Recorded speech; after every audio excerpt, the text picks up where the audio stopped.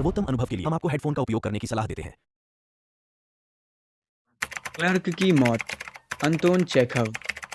रूसी कथाकार नाटककार चेखव की गिनती विश्व के सार्वकालिक महान लेखकों में होती है। उनका लेखन शासन व्यवस्था और उसके तंत्र की अमानवीयता को रेशे रेशे में उघाड़ता है। आम आदमी की निरुपायता उसकी लाचारगी रह रहकर उनके लेखन में उभरती है। चेखव की कला विडंबनापूर्ण परिस्थितियों में फंसे व्यक्ति की करुण स्थितियों का ईमानदार साक्ष्य प्रस्तुत करती है। महान रूसी कथाकार लेव टॉल्स्टॉय ने चेखव के लिए कहा था, चेखव एक अतुलनीय कलाकार हैं। जी हाँ, निश्चित रूप से अद्वितीय। वह जीवन के कलाकार हैं। उनकी रचनाओं का गुण यह है कि वह बोधगम्य और भावनाओं के निकट हैं, न केवल प्रत्येक रूसी के लिए बल्कि प्रत्येक मानव के लिए। एक सुंदर रात को क्लर्क इवान दिमित्रिच चेरव्यकोव अव्वल दर्जे की दूसरी पंक्ति में बैठकर दूरबीन की मदद से लक्लोचिस द कार्निवल का आनंद ले रहा था। वह खेल देख रहा था और अपने को सबसे सुखी मनुष्य समझ रहा था, जब यकायक कहानियों में यकायक एक घिसा पिटा शब्द हो गया है, किंतु लेखक सही ही हैं। जिंदगी अचंभों से भरी है। तो यकायक उसका चेहरा सिकुड़ गया, उसकी आंखें आसमान की ओर चढ़ गईं, उसकी सांस रुक गई।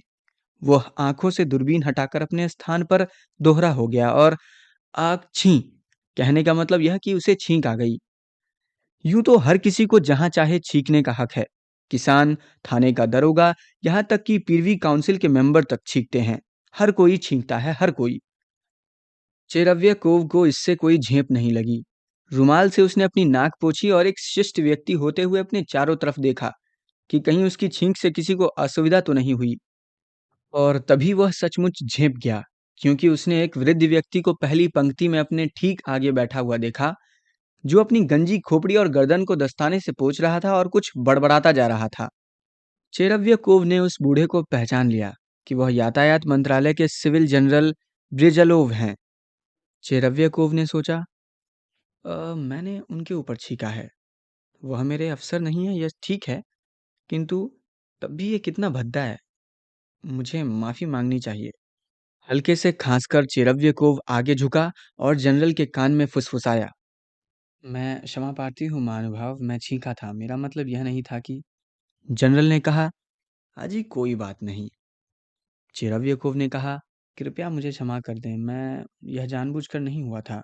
जनरल ने कहा, क्या तुम चुप नहीं रह सकते? मुझे सुनने दो। कुछ घबराया हुआ चेरव्यकोव झेप में मुस्कुराया और खेल की तरफ मन लगाने की कोशिश की। वह खेल देख रहा था, किंतु उसे आनंद नहीं आ रहा था। बेचैनी उसका पीछा नहीं छोड़ रही थी। मध्यांतर में वह ब्रिजालोव के पास पहुंचा। थोड़ी देर के लिए उनके आसपास घूमा फिरा और फिर साहस बटोरकर मिनमिनाया, हुजूर, मैंने आपके ऊपर छींक दिया, मुझे क्षमा करें। आप जानते हैं मेरा यह मतलब नहीं। जनरल ने कहा, अरे बस, मैं तो यह भूल भी गया, छोड़ो अब इस बात को। जनरल ने कहा और बेसब्री में उसका अधर फड़कने लगा। चेरव्यकोव ने जनरल की ओर संदेह की नजरों से देखते हुए सोचा, कहते हैं कि भूल गए हैं, लेकिन आंखों में विद्वेष भरा है और बात नहीं करना चाहते। मुझे उन्हें अवश्य समझना चाहिए कि मेरा यह मतलब नहीं था कि यह एक स्वाभाविक चीज थी। नहीं तो शायद वह यह सोच बैठेंगे कि मैं उन पर थूकना चाहता था। अभी भले ही वह ऐसा ना सोचे, लेकिन बाद में शायद सोचने लगे। घर पहुंचकर चेरव्यकोव ने अपनी पत्नी को अपने अभद्र व्यवहार के बारे में बताया। उसे लगा कि उसकी बीवी ने इस घटना की बात बड़ी बेपरवाही से सुनी। पहले वह सहम गई, पर यह जानकर कि ब्रिजालोव पराया अफसर है, निश्चिंत सी हो गई। उसकी पत्नी ने कहा, लेकिन मेरा ख्याल है कि तुम्हें जाकर माफी मांग लेनी चाहिए, नहीं तो वो सोचेंगे कि तुम्हें भले आदमियों में बैठने का शऊर नहीं है। चेरव्यकोव ने कहा, यही तो, मैंने माफी मांगने की कोशिश की थी, पर इसका ढंग ऐसा अजीब था, कोई कायदे की बात नहीं की। हाँ, फिर वहां बात करने का मौका भी तो नहीं था ना।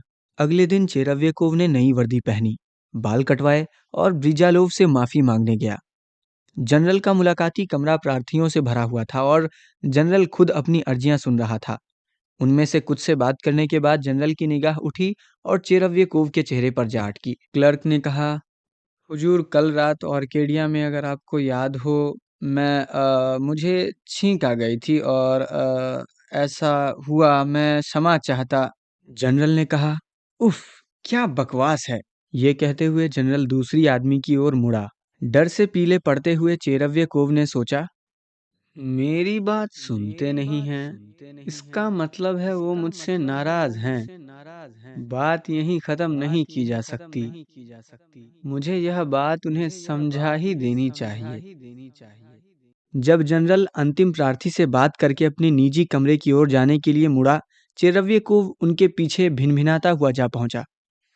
हुजूर, मुझे माफ करें, हार्दिक पश्चाताप होने के कारण ही मैं आपको कष्ट देने का दुस्साहस कर पा रहा हूँ। जनरल ने रुआंसा चेहरा बनाया, हाथ हिलाया और कहा, तुम तो मेरा मजाक उड़ा रहे हो जनाब। ऐसा कहकर वह दरवाजे के पीछे छिप गया। चेरव्यकोव ने सोचा, मजाक मजाक मुझे तो इसमें कोई मजाक की बात दिखाई नहीं देती। जनरल हैं पर इतनी सी बात नहीं समझते। बहुत अच्छा, मैं इस भले आदमी को अब अपनी क्षमा प्रार्थनाओं से नहीं परेशान करूंगा। भाड़ में जाए वह। मैं उन्हें एक पत्र लिख दूंगा। मैं अब उनके पास नहीं जाऊंगा। हाँ, मैं नहीं जाऊंगा बस। ऐसे ही विचारों में डूबा चेरव्य को वापस घर पहुंचा, पर उसने पत्र नहीं लिखा।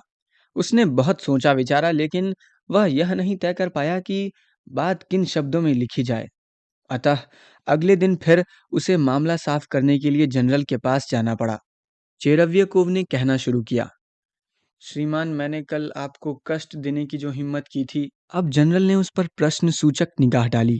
चेरव्यकोव ने कहा, आप पर हंसने के लिए नहीं, जैसा कि हुजूर ने कहा, मैं आपके पास माफ़ी मांगने आया था कि आपको मेरी छींक से कष्ट हुआ। जहाँ तक आपका मजाक उड़ाने की बात है, मैं ऐसी बात कभी सोच भी नहीं सकता। मैं यह हिम्मत कैसे कर सकता हूँ? अगर हम लोगों के दिमाग में ऐसे व्यक्तियों का मजाक बनाने की बात घर कर जाए, तो फिर सम्मान की भावना कहाँ रह जाएगी? बड़ों की कोई इज्जत नहीं रह जाएगी। गुस्से से लाल पीले हो जनरल चीखा, निकल जाओ यहाँ से। भय से स्तंभित होकर चिरव्यकोव फुसफुसाया, क्या?